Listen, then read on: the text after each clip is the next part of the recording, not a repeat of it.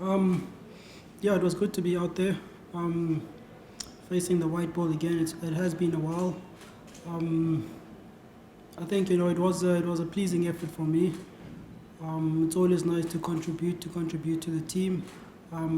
It obviously didn't do much. It didn't do much to the result of the actual game, but yeah, it was a pleasing knock.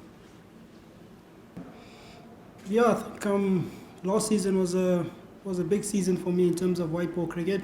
Um, the fact that there wasn't a lot of test matches, it allowed me to play a lot more domestic cricket, and it just so happened that it was white ball cricket, and I just got that opportunity again to kind of get my flow in limited overs cricket, one day cricket and T20, understand again what my game plan is when it comes to white ball cricket, and just to enjoy it at the end. I had decent success in the past season, which has obviously resulted in me being in the T20 team. Uh, but your reaction to the two? Yeah, I'm gonna be a bit biased, but I think David Miller's catch was quite phenomenal. I was on the boundary and I thought it was six. So how he managed to get his hand on that was spectacular. And I think again it's just sentiment to our approach when it comes to fielding. We pride ourselves in our fielding, and we really like to be counted as the number one fielding side in the world. Ever you balance it out and face your innings? Yeah, I think I don't see myself as a selfish person. I always try to put the team ahead of all personal ambitions. I don't think I had to balance out between my own personal goals and the team. It's always about the team. If you look at the way I went out at the end, I'd like to think that shows that I put the team first. So, for me, that's not a hard thing to balance. But I think that with other players, it is a challenging thing, especially when it's your debut. The opportunities could be limited. You want to make use of them as much as you can. But I think putting the team first will always serve you well.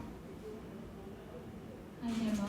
Nice conditions that you're playing T20s. I don't think so.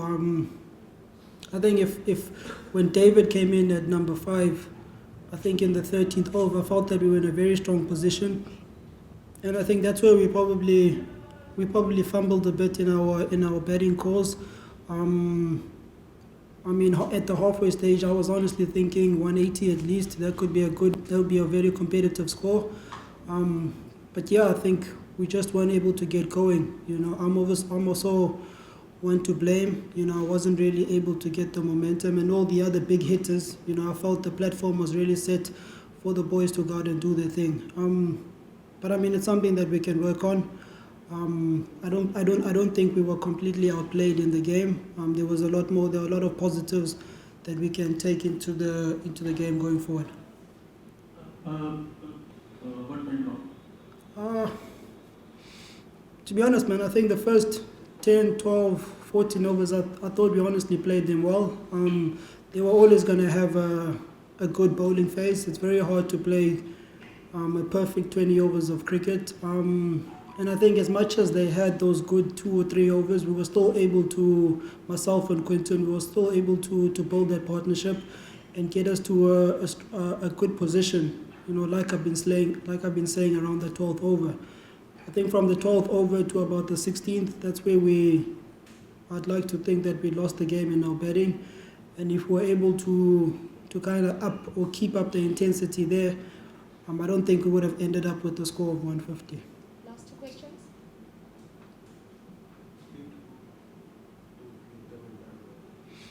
Yeah, they're a formidable team, but I don't think they're an unbeatable side.